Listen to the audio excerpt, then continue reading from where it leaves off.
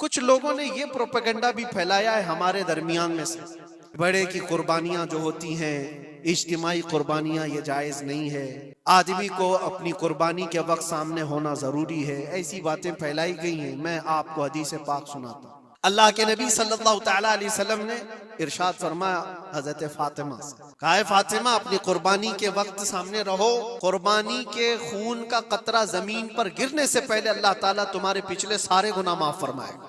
حدیث پاک ہے، لیکن ساتھ میں دوسری حدیث یہ بھی ہے، نبی پاک صلی اللہ تعالیٰ علیہ وسلم نے اپنی قربانی کا وکیل حضرت علی کو بنایا تھا، اپنی نیابت دے دی کہ میری طرف سے تم قربانی کرو۔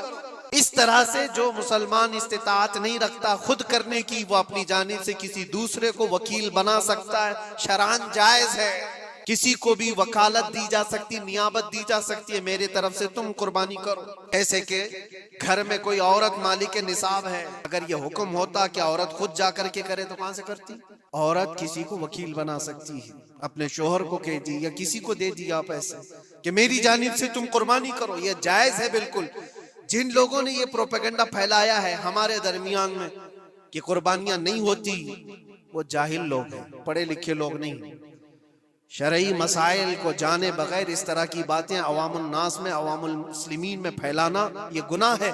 ہاں اس بات کو یاد رکھیں، جو وکیل ہے قربانی کا اس کے اوپر ذمہ داری ہے کہ وہ جتنے لوگوں کی قربانی کر رہا ہے جانور شریعت کے مطابق کا لے، عیبدار جانور کی قربانی نہ کرے، اگر ہو کمزور ہو، سینگ ٹوٹا ہوا ہو، کان کٹا ہوا ہو، پیر کٹا ہوا ہو، دم کٹی ہوئی ہو، یا اتنا کمزور کہ چل نہیں سکتا، کھڑا نہیں ہو سکتا، ایسا عیبدار جانور نہ لے۔ یہ وکیل کی ذمہ داری ہے جو سب کی طرف سے قربانی کر رہا ہے۔ حدیث پاک میں ملتا ہے کہ نیابت اور دوسرے کو وکالت دینا جائز ہے۔ کچھ لوگ یہ بھی پھیلاتے ہیں کہ قربانی کے جو حصے لیے جاتے ہیں، گوشت دیا جائے تو اس کی قیمت الگ ہوتی ہے، گوشت نہ لو تو اس کی قیمت الگ ہوتی ہے، یہ سب پھیلی ہوئی چیزیں ہیں۔ اس کا ریزن بھی پتہ کرنا چاہیے، ایسی بغیر علم کے بات کرنے سے۔ 4000 5000 روپے کا ایک حصہ آتا ہے اگر شہر میں کوئی بڑا جانور ذبح کرے، مہنگا ملتا ہے بیل، اور باہر جب جا کر کے کوئی ذبح کر رہا ہے تو وہی ایک حصہ 1500 روپے میں 2000 میں ہو جاتا ہے۔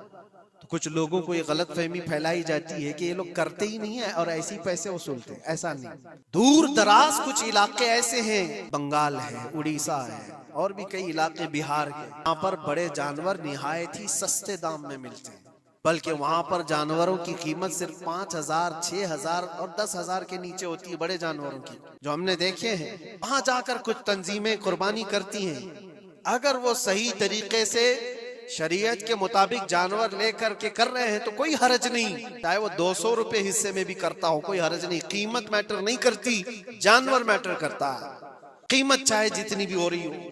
اس چیز کو آج وضاحت کرنا ضروری تھا، اس لیے میں نے آپ کے سامنے بیان کیا۔ غلط فہمیاں نہ پھیلائیں، خود بھی بچیں۔ ہاں افضل کیا ہے؟ افضل تو یہ ہے کہ اللہ نے تم پر واجب کیا، تم جاؤ اپنے ہاتھ سے کرو۔ حدیث پاک میں ملتا ہے کہ تم اپنے ہاتھ سے قربانی کرو اگر طاقت رکھتے ہو، اس کے خون کا قطرہ گرنے سے پہلے تمہارے پچھلے سارے گناہ اللہ معاف فرمائے، یہ افضل ہے۔